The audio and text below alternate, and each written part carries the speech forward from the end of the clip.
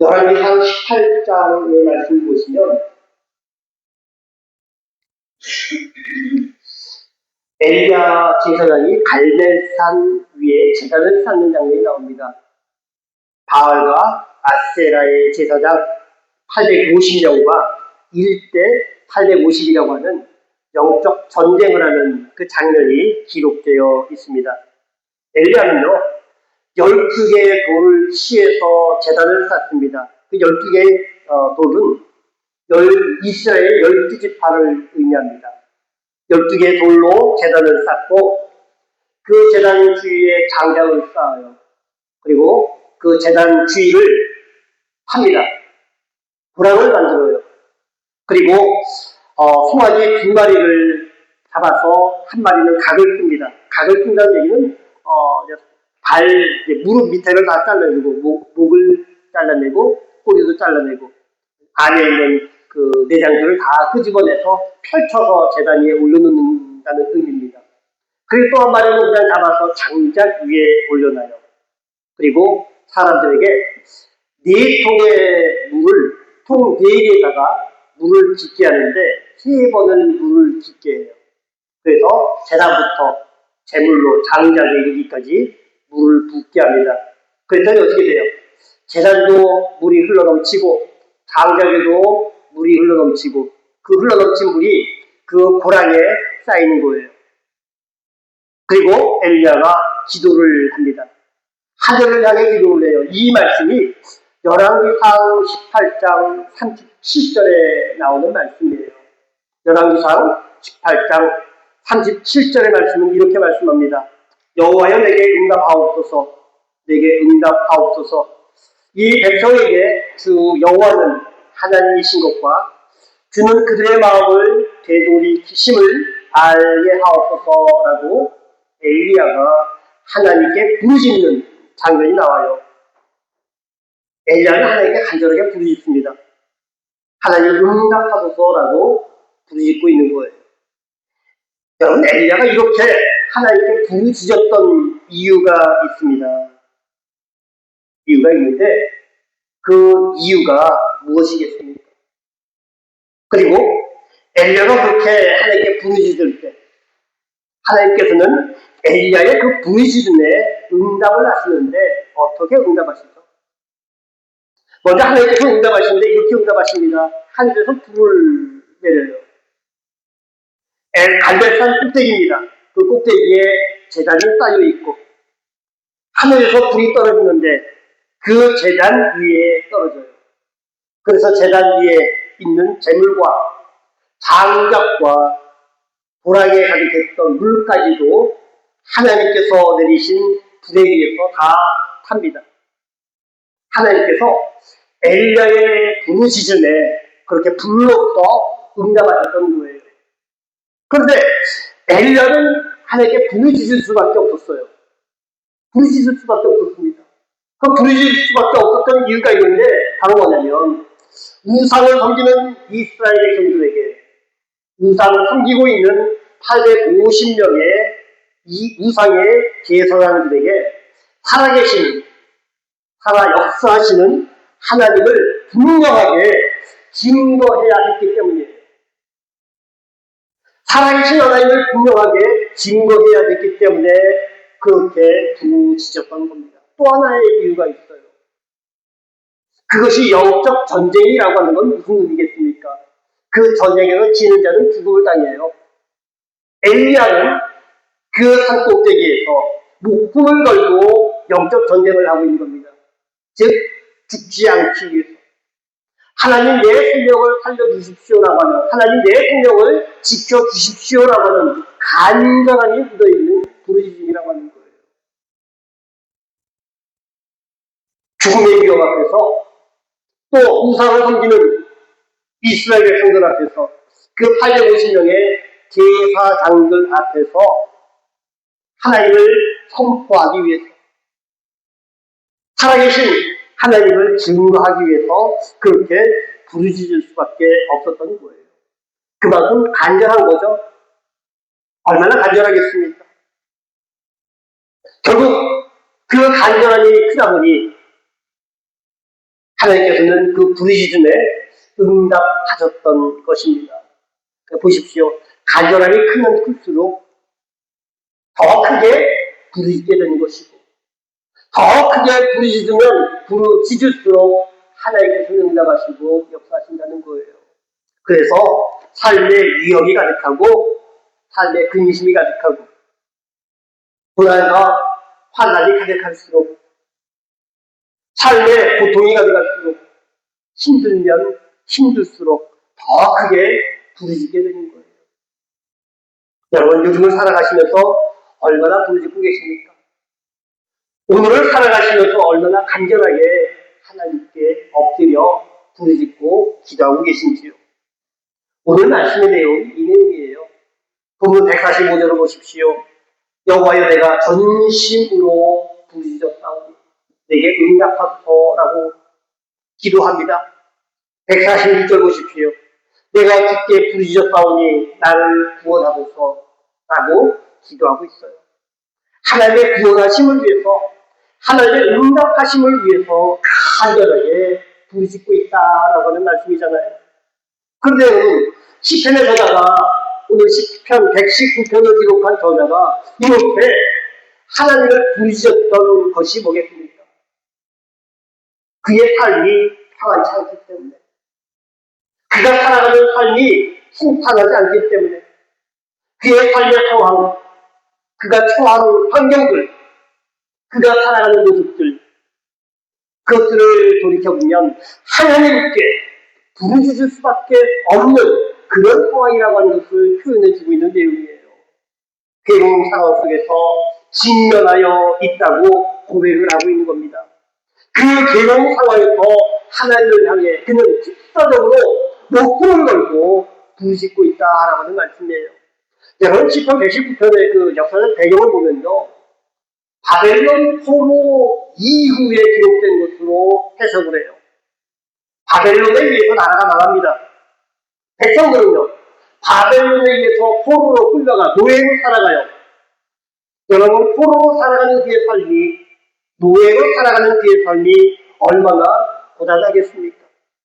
괴롭고 고통이고 환난이 가득할 수밖에 없는 그런 삶이에요.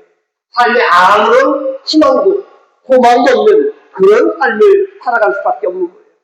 그런 삶을 살아가는 이들이, 그들이 삶에 가득한 괴로움과 고단함과 괴로움 가운데서 하나님의 구원하심을 간절하게 부르짖고 하나님의 응답하심을 바라며 간절하게 부르짖는 내용이 오늘 본문의 말씀인 겁니다. 그런데 여러분, 이렇게 간절하게 부르짖는 이유가 뭐겠습니까? 하나님 응답하소서, 하나님 구원하소서라고 기도하는 이유가 뭐겠습니까? 간절하게 전심으로 기도하는 이유가 있잖아요. 뭐겠습니까? 오직 하나님을 통해서만, 오직 하나님만이 그들의 문제를 해결해 줄 수 있는 분인 것을 믿기 때문에 그래요. 그런 믿음이 있기 때문에 부르짖는 겁니다. 그런 믿음이 그들의 신령 가운데 가져가기 때문에 그렇게 부르짖는 거예요.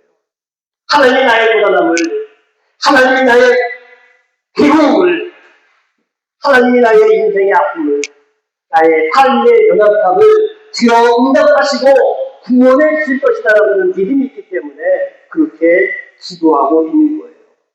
여러분, 그러니 기도할 수밖에 없고 그러니 부르짖을 수밖에 없지 않습니까? 그런 믿음이 있기 때문에 그런 거예요. 여러분, 오늘 말씀을 보면 시편의 저자가 세 번 부르짖는 장면이 나와요. 세 번 간절한 소망을 하나님께 아뢰는 장면이 나옵니다. 나를 구원하소서라고 얘기해요. 145절에 나를 구원하소서라고 말씀합니다. 내게 응답하소서 먼저 기도하죠. 그리고 146절에 나를 구원하소서라고 기도합니다. 그리고 149절에 보니까 나를 살리소서라고 기도합니다. 삶이 그만큼 연약한 거예요. 죽을 만큼 힘든 그런 삶을 살아가고 있다는 겁니다. 너무나 괴로운 인생을 살아가고 있는 거예요. 너무나 고단한 삶의 연약함을 갖고 살아가는 그러한 삶의 모습인 겁니다. 그런 삶을 살아가고 있는 모습이었기에 그는 하나님 응답하셔서 나를 구원하소서 내게 새 생명, 그 새 생명을 허락해 주시옵소서라고 기도하고 있는 거예요. 여러분 세 차례 기도하지 않습니까? 세 차례 간구하는 거예요. 그런데 이거는 한 번, 두 번, 세 번 이 의미가 아니라 어떤 의미가 있습니까? 그만큼 간절하다는 겁니다. 그만큼 갈급하다라고 하는 거예요. 그만큼 간절하기 때문에 그렇게 기도할 수밖에 없는 것 아닙니까? 고린도전서 12장에 바울이 세 차례 기도하지 않습니까? 이것을 우리가 해석할 때 한 번, 두 번, 세 번, 다 세 번이라고 해석합니까? 아니요, 그만큼 간절하게 기도했다라고 해석을 합니까? 간절하게 기도했다라고 해석을 합니다. 그만큼 간절한 거예요. 왜? 삶이 그만큼 아프기 때문에. 삶이 그만큼 고난하기 때문에 비운이 가득하고 고난에 삶이기 때문에 그렇게 간절할 수밖에 없는 거예요. 자기 시간을 채우기 위해서 습관적으로 무의식적으로 하는 기도가 아니라 간절함을 가지고 부짓고 기도하는 그 진정한 기도의 모습을 오늘 말씀 우리에게 교훈해주고 있는 것입니다. 여러분 역대상 4장을 보시면요 아주 익숙한 이름이 한 사람 나옵니다. 야베스라고 하는 사람이 나와요. 역대상 4장 10절의 말씀입니다. 야베스가 나오는데 야베스의 기도하고 우리가 흔히 알고 있는 내용이에요. 아주 짧은 구절입니다. 그런데 성경에서는 이 야베스에 대해서 길게 장황하게 설명하고 있지 않아요. 단지 몇 구절입니다. 그런데도 우리가 그 야베스를 기억하고 있어요. 기억하는 이유가 뭐냐면요. 아주 귀한 말씀이 그 기도 가운데 숨어있기 때문에 그래요. 역대상 4장 9절 10절 말씀을 제가 읽어드립니다. 야베스는 그의 형제보다 귀중한 자라 그의 어머니가 이름하여 이르되 야베스가 하였으니 이는 내가 수고에 나왔다 함이었더나 야베스가 이스라엘 하나님께 아뢰어 이르되 주께서 내게 복을 주시려거든 나의 지경을 넓히시고 주의 손으로 나를 도우사 나로 환난을 벗어나 내게 근심이 없게 하옵소서 하였더니 하나님이 그가 구하는 것을 허락하셨더라라고 말씀하고 있어요. 여러분 하나님께서 야베스가 구하는 것을 허락하셨더라라고 성경은 분명히 기도합니다. 그래서 우리는 이것을 야베스의 기도라고 얘기해요. 물론 말씀에서 야베스가 부짓고 간절하게 또 전심으로 그렇게 기도했다라는 표현은 없어요. 그냥 기도했다라고 하는 표현이죠. 그런데 우리가 충분히 이 말씀을 통해서 추론할 수 있는 것이 한 가지가 있습니다. 말씀을 보시면요. 야베스의 어머니가 그를 낳을 때 수고로이 낳았다라고 그렇게 기록하고 있어요. 난산이라고 얘기하죠. 그런데 이것은 그냥 단순하게 난산이라고 하는 의미가 아니라 야베스가 평범하지 않았다라고 하는 것을 의미하는 거예요.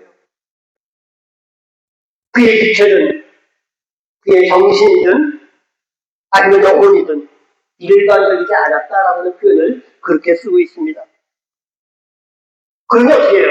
삶은 힘들 수밖에 없었을 것이고. 그런데 문제가 뭐냐면요.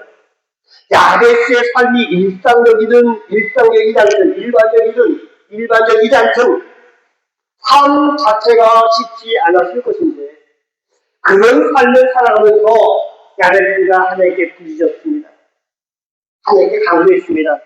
그런데 그 10절 마지막 절에 하나님께서 그가 구하는 것을 응답하셨다라고 말씀하고 있어요. 그런데 여러분 이것을 언어로 보잖아요. 역대상 4장 10절 같은 맨 마지막을 그 언어로 보면 이렇게 해석해요. 하나님께서 그가 구하는 모든 것을 우리 성경에는 그 모든이라고 하는 것이 빠져있어요. 그가 구하는 것을 이렇게 표현되어 있는데 언어로 보면요. 모든 것이라고 하는 것이 포함되어 있습니다. 야베스가 구하는 모든 것 그것을 하나님께서 허락하셨다라고 했어요. 그런데 여러분 하나님께서 응답하실 만한 기도 하나님께서 그가 기도하는 모든 것을 허락하신다라고 하는 만큼의 기도 그 기도가 얼마나 간절하겠느냐라고 하는 것을 우리가 짐작해 볼 수 있지 않겠습니까? 하나님께서 응답하실 만큼의 기도 하나님께서 허락하실 만큼의 기도 그 기도가 얼마나 간절한 기도인지, 얼마나 전심으로 드려지는 기도인지 우리가 충분히 예측할 수 있지 않겠습니까? 중요한 것은요.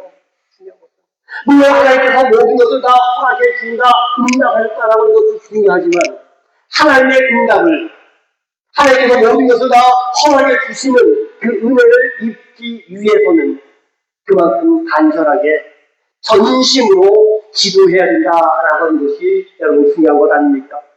우리 하나님께서는요, 우리가 그렇게 간절하게 기도하고 부르짖으면 우리에게 구원의 은혜를 베풀어 주시는 거예요. 우리가 전심으로 기도하면 응답해 주시고 우리를 살리실 것이다라고 오늘 본문에서 말씀하잖아요. 내가 부르짖지 오르니 어떻게 해요? 하나님께서 응답하시옵소서, 구원하소서, 살리소서 기도하는데 그 기도를 들으신 하나님께서, 그 간절한 기도를 들으시는 하나님께서 모른 채 하실까요? 그 기도가 간절한 기도이기에, 갈급한 기도이기에, 전심으로 드려지는 기도이기에 하나님께서는 응답하시고 구원하시고 새 생명을 허락해 주시는 것입니다. 그래서 우리가 간절하게 기도하면요, 간절하게 부르짖으면 하나님께서는 응답의 은혜를, 구원의 은혜를, 새 생명의 은혜를 우리에게 허락해 주실 것입니다. 그러니 여러분은 어떻게 해요? 그 은혜를 누리기 위해서 하나님께 주시는 그 구원의 은혜, 응답의 은혜, 새 생명의 은혜, 그것을 누리기 위해서 우리는 어떻게 해야 되겠습니까? 간절하게 부르짖고 기도해야 되지 않겠습니까? 여러분, 우리 삶을 한번 돌아보시길 바랍니다. 부르짖고 기도할 일이 얼마나 많습니까? 우리 삶에, 우리의 심령에, 우리 영혼에, 우리 가정에, 우리 가족들에게 얼마나 많은 기도 제목이 있습니까? 어떤 목사님이 제게 문자로 보냈어요. 카톡으로. 목사님, 월드컵 결승전이 남았습니다. 우리 아르헨티나 대표팀을 위해서 우리 아르헨티나 대표팀이 승리할 수 있도록 기도해 주세요 라고 이렇게 문자로 보냈어요. 그런데 아마 스페인에 살고 있는 성도들은 우리 스페인 이기게 해달라고 아마 거기도 기도하고 있을 거예요. 하나님 해결하지 않을까 싶습니다. 어느 쪽을 응원해야 될지. 2002년에 한국에서 월드컵이 있었을 때 어느 교회에서 이렇게 했대요. 실제로 한국팀이 경기할 때마다 성도들이 모여서 기도를 했대요. 우리 대한민국 대표팀 이기게 해달라고 그렇게 기도했대요. 얼마나 간절했으면 그랬을까 싶어요. 얼마나 간절했으면.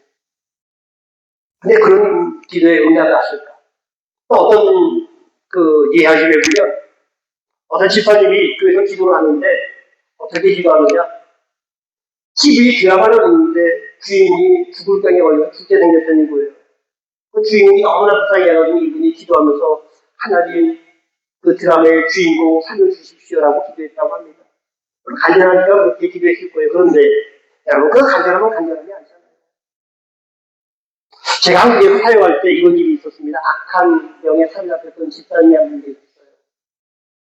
그 집사님이 어느 날 신방을 요청합니다. 목사님 신방을 받아요. 그래서 권사님들과 우리 전도사님 함께 그 집을 신방을 갔어요. 그랬더니 그분이 하시는 말씀이 내가 그 침대에서 잠을 못 잔다는 거예요. 그래서 거실 소파에서 주무신다는 겁니다. 왜 그러냐고 물었더니 침대에서 자면 잘 때마다 가위 들리고 귀신 들린 것처럼, 귀신이 억눌리는 것처럼 잘 때 못하고 너무 무섭다는 거예요. 그래서 그 집사님이 저에게 하셨던 말씀이 뭐냐면 제발 안방에 들어가서 침대를 붙잡고 기도를 해달라는 거예요. 베개를 붙잡고 기도해주고 침대 안방에는 벽을 손을 좀 얹고 기도해달라고. 그 안방에 방바닥에 손을 얹고 좀 기도해달라는 거예요. 근데 그분이 얼마나 간절했으면 그렇게 말씀했을까라고 하는 생각이 드는 거예요. 그래서 같이 신방을 갔던 우리 전도사님 또 권사님들에게 침대에도 벽에도 베개에도 이불에도 방바닥에도 손을 얹고 좀 같이 좀 기도하자라고 하고 같이 기도했던 적이 있었습니다. 얼마나 간절했으며 얼마나 간절했습니다. 여러분, 간절하면 기도가 나올 수밖에 없다는 거예요.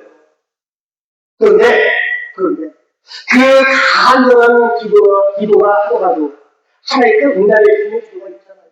하나님께 역사하시는 기도가 있잖아요. 그러면 우리가 하나님께 드리는 그 기도가 간절한 기도인지 또 하나, 우리가 하나님께 나가서 기도하는 그 간절한 기도를 과연 하나님께서 들어주시는 기도인지를 우리가 점검해 봐야 되지 않겠습니까? 간절한 기도의 제목이 있으면요, 여러분, 그 간절한 대로 기도가 되어집니다. 그러면 여러분, 여러분이 안고 있는 간절한 기도의 제목이 무엇입니까? 간절하게 부르짖어야 할 기도의 제목이 무엇인지, 전심으로 기도해야 할 것이 무엇입니까? 혹시라도 근심을 안고 살아가고 있는지, 고민이 있는지, 고통이 있는지, 고통 가운데 살아가고 계신지, 아픔과 연약함은 없는지, 우리가 우리의 삶을 정확히 알 것 아닙니까? 육신의 아픔이 있는 것은 아닌지, 육신의 연약함은 있진 않은지, 육신의 질병을 앓고 있는 것은 아닌지, 또한 구원의 확신이 우리 심령 가운데 흡입하지는 않는지, 믿음이 연약한 것은 아닌지, 여러 가지 것들을 고민하고 생각해 보는데요. 여러분, 그 모든 것들이 우리의 간절하게 되어서 주님의 뜻을, 주님의 마음을 움직이는 기도가 되어야 하지 않겠습니까? 야레스는 그가 기도할 때마다 하나님께서 응답하셨어요. 얼마나 간절하게 기도했으면, 얼마나 하나님의 마음을 기쁘게 하는 기도를 드렸으면 하나님께서 야레스의 모든 기도를 응답하셨겠습니까? 우리가 하나님을 기쁘시게 하는, 하나님의 뜻에 합당한 기도의 제목으로 간절하게 기도하며 우리 하나님, 우리가 구하는 모든 것 응답해 주실 줄 믿습니다. 성경은 우리에게 그렇게 교훈하고 있어요. 부르짖으라. 응답할 것이고 구원할 것이고 새 생명을 허락해 줄 것이다. 기도하고 부르짖는 믿음의 사람 되시길 주님께 축원합니다. 기도합니다.